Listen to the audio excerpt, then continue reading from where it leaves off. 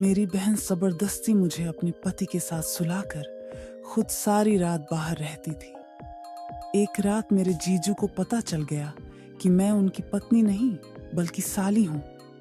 फिर मेरे जीजू ने मेरे साथ ऐसा काम किया जिसे सुनकर आपके होश उड़ जाएंगे। क्योंकि रात को मैं गहरी नींद में थी, तभी मुझे महसूस हुआ कि कोई मुझे जगाने की कोशिश कर रहा है। मैंने धीमी धीमी आंखें खोलकर देखा तो मेरे बेड के पास मेरी बहन खड़ी थी। मैं फौरन उठकर बैठ गई। पहले मेरे दिमाग में ख्याल आया कि कहीं जीजू को कुछ हो तो नहीं गया जो वह मुझे इस वक्त जगाने आई है। पर जैसे ही मैंने उससे पूछा क्या हुआ, तो उसने फौरन मेरे मुंह पर हाथ रखा और बोली, चुप रहो और जल्दी यहाँ से उठो। मुझे हैरत हुई कि वह इतनी रात को मुझे जगाने क्यों आई है और मुझे खामोश रहने को क्यों कह रही है। फिर कुछ दिन पहले सुनी खबर की तरफ मेरा ख्याल गया। मुझे लगा कि शायद घर में कोई घुस आया है, इसलिए वह ऐसा कर रही है। मैंने इशारे से पूछा, क्या बात है दीदी? तो उसने जो भी बात मुझसे कही वह मुझे परेशान करने के लिए काफी थी। मेरी बहन चाहती थी कि मैं उसके कमरे में जाकर उसके पति के साथ बेड पर उसकी जगह सो जाऊं। मैंने उससे पूछा, तुम ऐसा क्यों चाहती हो और मैं तुम्हारे पति के साथ कैसे सो सकती हूँ? लेकिन वह जिद कर रही थी कि मैं 1 घंटे के लिए वहां रुक जाऊं। जब वह वापस आएगी तो फिर मैं वहां से आ जाऊंगी और किसी को पता नहीं चलेगा।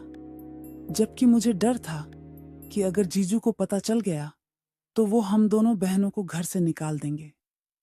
मुझे जीजू के साथ सोने में बहुत ही अजीब लग रहा था, लेकिन मेरी बहन मिन्नत कर रही थी। उसके मेरे ऊपर बहुत एहसान है, इसलिए मैं चुपचाप उसकी बात मान गई और उसके कमरे में जाकर बेड के कोने पर सो गई। सुबह होने से पहले ही मेरी बहन वापस आई। उसने मुझे जगाया और अपने कमरे में जाने को कहा। मैं अपने कमरे में आ गई, लेकिन मेरा दिमाग अपनी बहन की इस हरकत पर था कि रात को उसने मुझे जीजू के पास क्यों भेजा और वो खुद कहाँ गई थी। मैं जब सुबह नाश्ते के लिए उठी तो जीजू घर ही थे और उनके हाव भाव से महसूस हो रहा था कि उन्हें कुछ मालूम नहीं है। मुझे इंतजार था कि कब जीजू घर से जाएंगे और मैं अपनी बहन से पूछूंगी कि उसने रात को मुझे जीजू के कमरे में क्यों भेजा था। जीजू के जाने के बाद जब मैंने दीदी से सवाल किया कि तुम रात को कहाँ गई थी और ये सब कब से चल रहा है, तो वह मेरे सवाल पर रुकने लगी। उसने कहा, मैं अपनी एक दोस्त के साथ अस्पताल गई थी। उसकी बात ने मुझे हैरान कर दिया। मैंने सोचा, अगर वह किसी दोस्त के साथ हॉस्पिटल गई थी तो इसमें बुराई क्या है और ये बात जीजू से क्यों छुपानी थी। यही बात जब मैंने अपनी बहन से कही तो वो कहने लगी कि मेरी उस दोस्त को तुम्हारे जीजू बिल्कुल भी पसंद नहीं करते हैं, क्योंकि वह अकेली रहती है और उसकी शादी भी नहीं हुई है। सबको लगता है कि जो लड़कियां अकेली रहती हैं वे चरित्र की अच्छी नहीं होती हैं, जबकि ऐसा नहीं है। तुम्हारे जीजू भी बाकी मर्दों की तरह उसे चरित्रहीन समझते हैं। मैंने दीदी से पूछा, आपकी दोस्त के साथ आखिर ऐसा क्या हुआ था कि उनको इतनी रात को हॉस्पिटल जाना पड़ा? तो मेरी बहन इस बात को टाल गई और मेरा धन्यवाद करने लगी कि रात को तुमने मुझे बचाया, उसके लिए शुक्रिया। मैंने भी ये सोच के ज्यादा ध्यान नहीं दिया कि चलो कम से कम कुछ बुरा तो नहीं हुआ। लेकिन कुछ दिन गुजरे ही थे कि फिर से एक रात मेरी बहन मुझे जगाने आ गई और मुझे अपने कमरे में जाकर सोने को कहा। मैंने पूछा, आज कहाँ जा रही हो? फिर से उसी दोस्त के साथ जा रही हो क्या? तो उसने कहा, हाँ, उसी के साथ जा रही हूं। मैंने बहुत पूछा कि किस हॉस्पिटल में जा रही हो, क्यों जा रही हो, ताकि मुझे कुछ मालूम हो, लेकिन मेरी बहन ने मुझे कुछ नहीं बताया। वो मुझे अपने कमरे में भेजकर घर से निकल गई और मुझे ऐसा महसूस हो रहा था कि जैसे कुछ तो गलत हो रहा है। यकीनन मेरी बहन कुछ गलत कर रही थी और रात को हॉस्पिटल जाने के बहाने से कहीं और जाती थी। मेरी बहन तकरीबन 4 घंटे बाद वापस आई और वह 4 घंटे मैंने जैसे सूली पर लटक कर गुजारे थे। जब भी जीजू करवट लेते थे तो मुझे लगता था कि अब मेरा राज्य खुल जाएगा। लेकिन अब मैंने दिल में पूरी तरह से सोच लिया था कि अब मैं अपनी बहन की बात कभी भी नहीं मानूंगी। और अगर आगे फिर से ऐसा कुछ हुआ तो जीजू को सारी बात सच बता दूंगी, क्योंकि उन्हें सब कुछ मालूम होना चाहिए। मैंने अगले दिन फिर से अपनी बहन से बहुत सारे सवाल जवाब किए, लेकिन उसने मेरे हर सवाल को टाल दिया और इसी तरह चलता रहा। तकरीबन 1 हफ्ते बाद फिर से मेरी बहन मेरे कमरे में मौजूद थी और आज रात फिर चाहती थी कि मैं उसके कमरे में जाकर सो जाऊं। पर इस बार मैंने सख्ती से इनकार कर दिया और धमकी भी दी कि मैं आज जीजू को सब कुछ बता दूंगी। तो उसने कहा, ठीक है, अगर तुम सब कुछ उन्हें बता दोगी तो मैं तुम्हें वापस घर भेज दूंगी और यहां कभी नहीं बुलाऊंगी। अब तुम खुद सोच लो कि तुम क्या करना चाहती हो। मेरे भविष्य का सवाल था, इसलिए मैं न चाहते हुए भी जाकर उनके कमरे में सो गई। मैं सोच रही थी कि अगर यह बात खुलेगी तो बात मुझ पर भी आएगी। अब मुझे क्या करना चाहिए? क्या अपने जीजू को बता देना चाहिए या फिर दीदी की बात मानकर खामोश रहना चाहिए? मैं चुपचाप लेटकर छत की तरफ देखते हुए यही सोच रही थी कि मुझे महसूस हुआ कि मेरे जीजू ने मेरी तरफ करवट ली है। मैंने झट से आंखें बंद कर लीं ताकि उन्हें महसूस हो कि मैं सो रही हूं और करवट लेकर उनकी तरफ पीठ कर ली। लेकिन उन्हें शायद अंदाजा हो गया था कि मैं उनकी पत्नी नहीं हूं, बल्कि साली हूं। इसलिए उन्होंने अपनी पत्नी से और मुझसे अपने ही तरीके से बदला ले लिया। मेरा नाम मुस्कान है। हम दो ही बहनें हैं और हमारा घर एक छोटे से गांव में है। मेरी बड़ी बहन सुनैना की शादी एक शहर में हो गई थी और वह अपने पति के साथ शहर में रहती थी। मैंने जब मैट्रिक पास किया तो पास के ही कॉलेज में एडमिशन के लिए फॉर्म जमा करवा दिए, क्योंकि हमारे गांव की लड़कियां वहीं पढ़ने जाती थीं। लेकिन मेरी बहन ने जिद की कि वह मेरा एडमिशन बड़े शहर में करवाएगी और खुद ही मेरे सारे डॉक्यूमेंट ले गई और अपने शहर के कॉलेज में जमा करवा दिए। जब मेरा एडमिशन हो गया तो उसने खुद ही ऑफर किया कि मैं उसके घर में उसके पास रहूंगी। मेरी बहन ने अपने पति और मम्मी पापा को कैसे राजी किया मुझे नहीं मालूम, पर मैं खुश थी कि मुझे एक शहर के कॉलेज में पढ़ने का मौका मिल रहा था और मैं गांव छोड़कर शहर में आ गई। मुझे यहाँ आए अभी ज्यादा दिन नहीं हुए थे, लेकिन हर काम में मेरी बहन मेरा साथ देती थी। जिस तरह का फैशन चलता था वो मुझे उसी तरह के कपड़े लाकर देती थी, मुझे अच्छा खाना खिलाती थी और मेरी सारी फरमाइशें पूरी करती थीं। और इसी तरह के बहुत से एहसान दीदी के मुंह पर बन गए थे। वैसे भी वह मेरी बड़ी बहन थी तो मैं उसकी हर बात माना करती थी। सब कुछ बिल्कुल ठीक चल रहा था।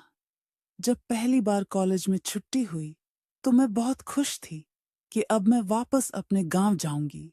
मुझे लगता था कि वह मेरा बहुत ख्याल रखती है।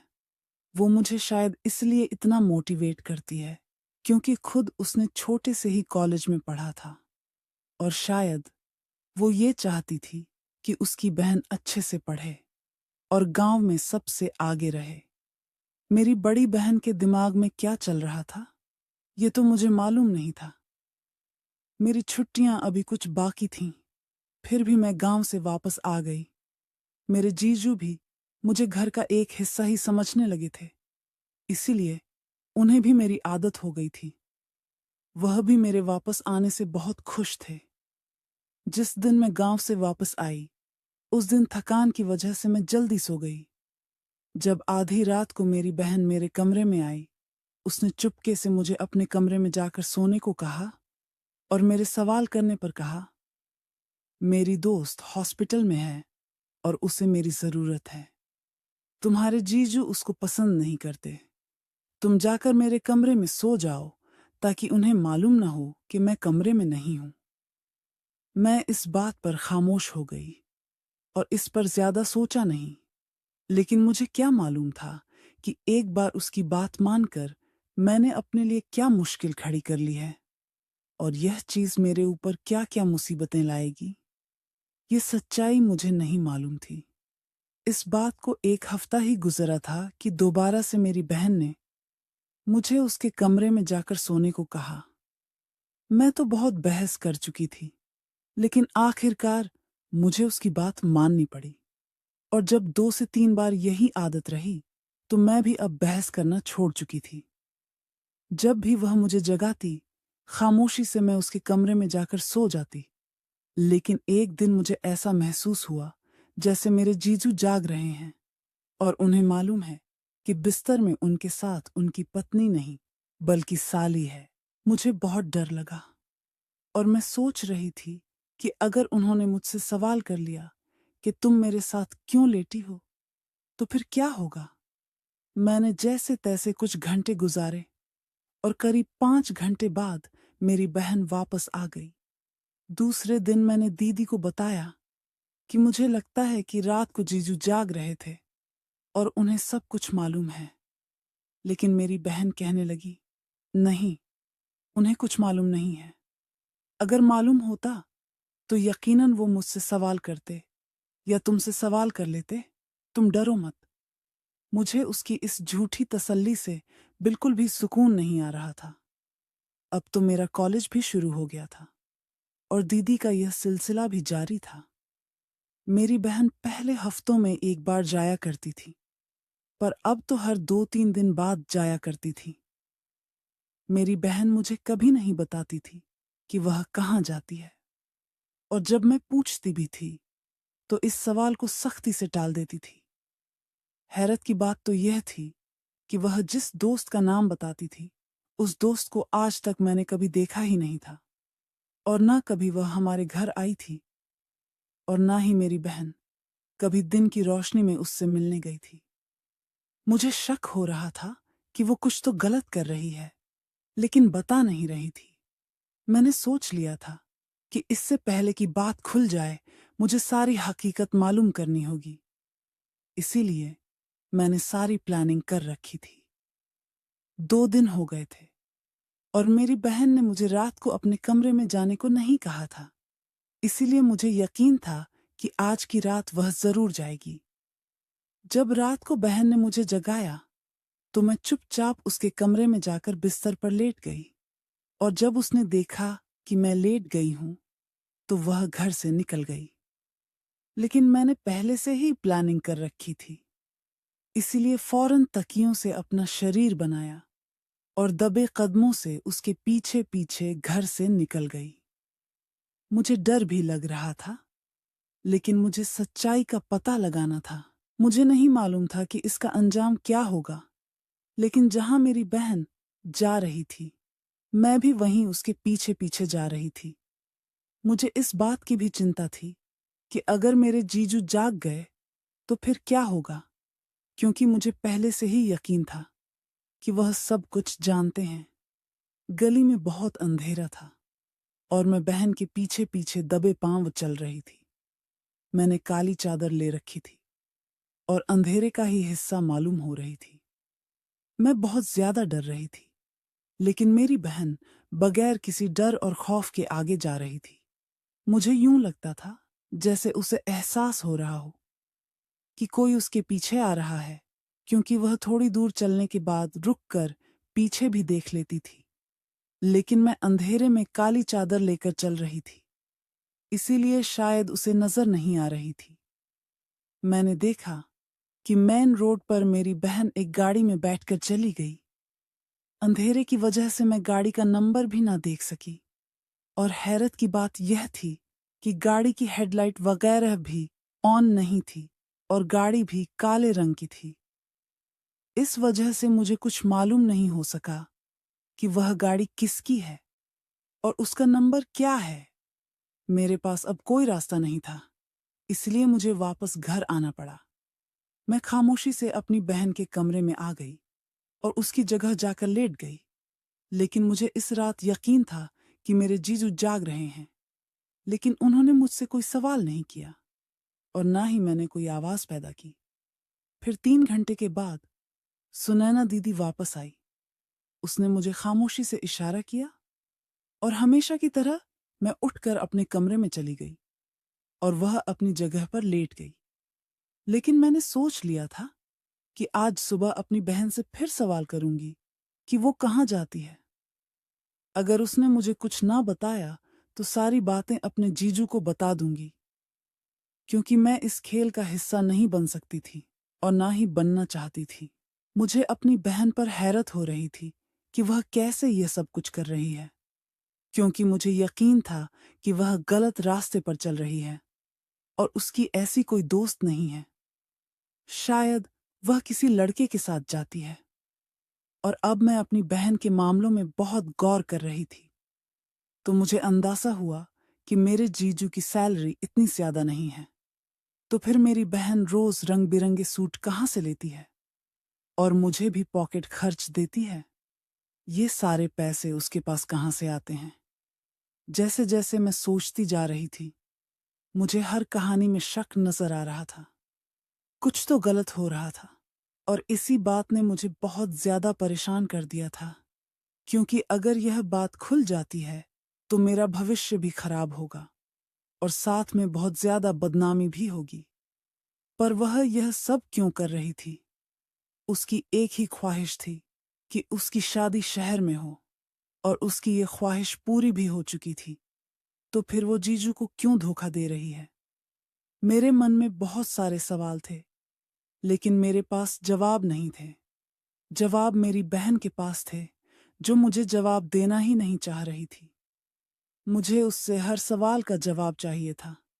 इसीलिए मैंने दूसरे दिन सुबह कॉलेज से छुट्टी कर ली और जीजू के ऑफिस जाने के बाद अपनी बहन से सवाल किया, तुम कहाँ जाती हो और किसके साथ जाती हो?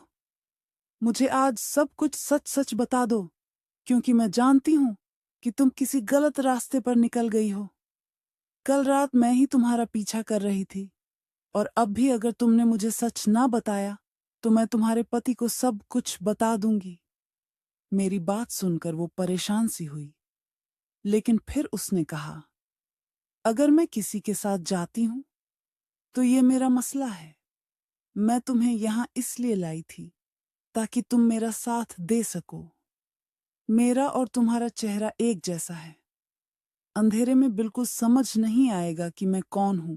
अगर तुम मना करोगी तो मेरे पास एक ही रास्ता है कि मैं तुम्हें गांव वापस भेज दूंगी और मां को यह बता दूंगी कि तुम्हारा जीजू से किसी किस्म का कोई रिश्ता था, इसीलिए मैंने तुम्हें वापस भेजा है। इसके बाद ना तो मम्मी पापा तुम्हें आगे पढ़ने देंगे और ना ही गांव में तुम्हारी कोई इज्जत करेगा। उसकी इस बात ने मेरी आंखें खोल दी थीं। अगर दीदी सच में ऐसा कर देगी तो मैं किसी को मुंह दिखाने के लायक नहीं रहूंगी। लेकिन मुझे अपनी बहन की खुदगर्जी पर अफसोस भी हो रहा था। मैं उसी वक्त रोते हुए वहां से उठ गई, लेकिन अपने कमरे में जाकर सोचने लगी कि दीदी यह सब कुछ क्यों कर रही है। वह तो बहुत ही सीधी सादी लड़की थी। उसने कभी कोई गलत रास्ता नहीं चुना था, जबकि वह शहर में अकेले पढ़ने भी गई थी। उसने शहर से 3 महीने का कंप्यूटर कोर्स किया था। तब वो अकेली रहती थी। हमने कभी भी उनके बारे में कोई गलत बात नहीं सुनी थी। तो अब जब वह शादीशुदा है तो ऐसे काम क्यों कर रही है? कभी कभी लगता था कि वो कुछ गलत नहीं कर रही है, लेकिन आंखों देखा कभी झुठलाया नहीं जा सकता है। मैं हर तरफ से फंस चुकी थी। अगर किसी को कुछ बताती तो मेरी बेइज्जती होती, और अगर ना बताती तो मुझे अपनी बहन के इशारों पर नाचना था और उसकी कठपुतली बनकर रहना था। इसीलिए हर रास्ता बंद हो चुका था। पढ़ाई अधूरी छोड़कर गांव जाती तो भी सब सवाल करते, और अगर किसी से कुछ बताती तो बहन की धमकी सामने थी। इसलिए मुझे खामोशी से वही करना था जो वह कह रही थी। हालांकि इस काम में मेरी रजामंदी नहीं थी। और दूसरी तरफ मेरे जीजू के रंग भी बदलते जा रहे थे, जो मेरे लिए बहुत ज्यादा परेशानी की बात थी। वो बहन के सामने तो बिल्कुल नॉर्मल रहते थे, लेकिन जैसे ही मेरी बहन आगे पीछे होती तो वो मुझसे इशारों में बातें करने लगते, जैसे वो जानते हों कि मैं रात को उनके पास सोई हूं। ये बात मेरे लिए और ज्यादा मुसीबत थी। मैंने सोचा था इस बारे में जीजू से बात कर लूंगी, लेकिन अब उनकी मीठी मीठी बातों की वजह से मैं उनसे भी खिंची हुई रहती थी। एक बार मैं बहन की अलमारी से कोई चीज ढूंढ रही थी कि मैंने एक अजीब सी चीज देखी। पीछे के साइड कुछ छुपाया गया था, और जब मैंने वो खोलकर देखा तो मैं हैरत में रह गई। उसमें लड़कियों की जीन्स और शर्ट पड़ी हुई थी। ऐसे कपड़े तो हमारे यहाँ दूर दूर तक कभी किसी ने नहीं पहने थे। मैंने अपनी बहन को भी कभी ये सब पहने नहीं देखा था। तो इसका मतलब यह है कि मेरा शक सही है। मेरी बहन गलत रास्ते पर चल रही है। वो ऐसे कपड़े पहनकर अपने किस दोस्त से मिलने जाती है। अब मुझे अपनी बहन से बड़ी नफरत महसूस हुई, और उधर जीजू का व्यवहार भी बदलते जा रहा था। और मैं ये बात बहन को भी नहीं बता सकती थी, क्योंकि जो खुद किसी गलत रास्ते पर चल रही हो वह मेरी क्या मदद करेगी। फिर एक दिन ऊपर वाले ने मेरी सुन ली और मुझे सारी हकीकत मालूम हो गई। मैं कॉलेज से वापस आई तो हमारे घर के सामने कुछ अजीब किस्म की भीड़ थी। मुझे किसी अनहोनी का आभास हुआ। मैं भीड़ को हटाते हुए जब अंदर पहुंची तो सामने का मंजर बहुत ही डरा देने वाला था। पुलिस वालों ने मेरे जीजू को पकड़ रखा था और मेरी बहन वहीं पर खड़ी थी, लेकिन वो कुछ भी नहीं बोल रही थी। मैंने पूछा, ये सब क्या हो रहा है? तो मेरी बहन ने फौरन मुझे पकड़कर अपने पीछे कर लिया और कहा, बिल्कुल खामोश रहो। मुझे लगता है कि मेरी बहन ने अपने पति को पकड़ा दिया है ताकि वो किसी और के साथ रंगरलियां मना सके। यही बात मैंने अपनी बहन से बोली तो उसने मुझे खामोश रहने को कहा। मेरे जीजू चीखते रहे, पर पुलिस उनको पकड़ कर ले गई। भीड़ हटने के बाद मैं अपनी बहन पर गुस्सा होने लगी। मैंने कहा, तुम्हें अपने पति को गिरफ्तार नहीं करवाना चाहिए था। अगर तुम्हें वह पसंद नहीं थे तो तुम उनसे डिवोर्स ले सकती थी, लेकिन किसी बेगुनाह को ऐसे पकड़वाना बिल्कुल भी अच्छी बात नहीं है।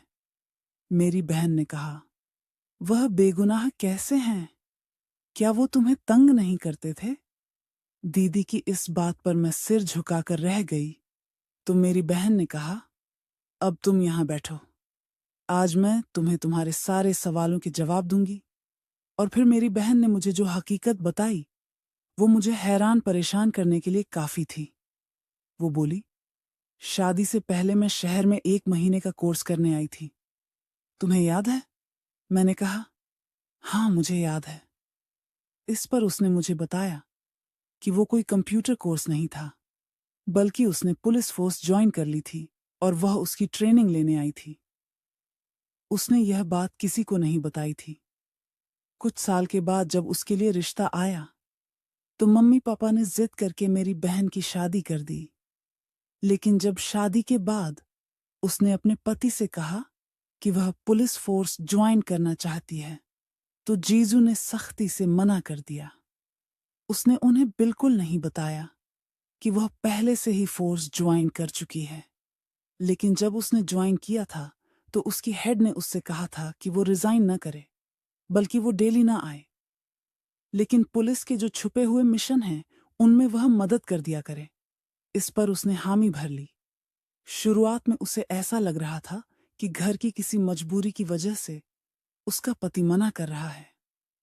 एक बार एक छुपी हुई गैंग के खिलाफ उन्हें सबूत ढूंढना था और उसने अपने पति को बताए बिना ही काम शुरू कर दिया। लेकिन जब गैंग के बारे में मालूम किया गया तो पता चला कि जीजू भी इसी गैंग का एक हिस्सा है, और इसीलिए जीजू उसे पुलिस फोर्स ज्वाइन करने से मना करते थे। धीरे धीरे दीदी को ये भी समझ आ गया था कि जीजू मुझ पर भी बुरी नजर डाल रहे हैं। इसलिए उसने अपने प्लान को जल्दी पूरा करने का फैसला किया और जल्दी से जीजू के खिलाफ भी सबूत ढूंढ लिए। दीदी बोली, आज मैंने खुद उसकी गिरफ्तारी भी की है, क्योंकि मैं अपने पति को खो सकती हूँ। लेकिन इस देश के साथ कभी गद्दारी नहीं करूंगी। और तू तो मेरी छोटी बहन है। मैं यहाँ तुझे पढ़ाने लिखाने के लिए लाई थी, पर मुझे नहीं पता था कि तुझे यहाँ ऐसा माहौल मिलेगा। अब मुझे अपनी सोच पर शर्मिंदगी होने लगी कि मैं अपनी बहन के बारे में क्या क्या समझ बैठी थी। मैंने तुरंत दीदी से माफी मांगी। उसने खुले दिल से मुझे माफ कर दिया। मेरी बहन ने अपने पति से डिवोर्स ले लिया और पुलिस फोर्स ज्वाइन कर ली। हम अब भी इस शहर में रहते हैं, लेकिन अब मेरे सिर पर किसी जीजू का साया नहीं था, और ना ही मुझे डर सताता है कि मेरी बहन किसी गलत रास्ते पर चलेगी और मुझे इस्तेमाल करेगी, क्योंकि आंखों का देखा हमेशा सच नहीं होता। कमेंट करके ज़रूर बताइएगा कि आपको ये कहानी कैसी लगी। अगर आपको ये कहानी पसंद आई हो तो इसे लाइक करें और अपने दोस्तों के साथ भी शेयर करें। आगे भी ऐसी रोमांचक कहानियों के लिए हमारे चैनल को सब्सक्राइब करें और बेल आइकन दबाना ना भूलें। सब अपना और अपने परिवार का ख्याल रखना।